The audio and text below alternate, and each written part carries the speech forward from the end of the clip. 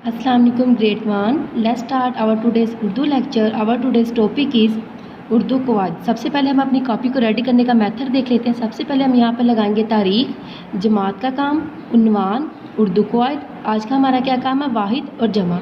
जैसा कि पहले भी मैंने आपको बताया था, वाहिद कहते हैं एक चीज़ को और जमा कहते हैं जो एक से ज़्यादा चीज़ें होती हैं उसको बोलते हैं जमा।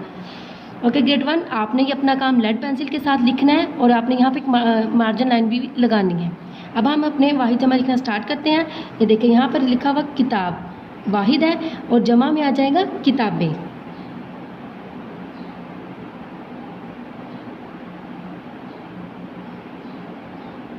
किताबें।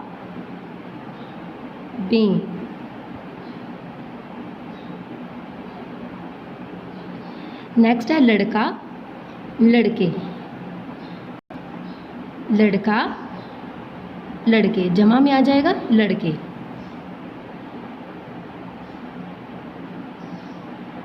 नेक्स्ट है हमारे पास वाहिद है अंडा, जमा आ जाएंगे इसकी अंडे।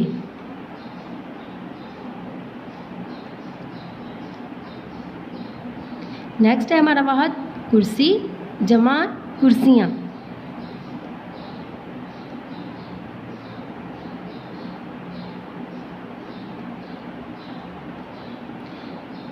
लास्ट है हमारा मेज़, मेज़ें।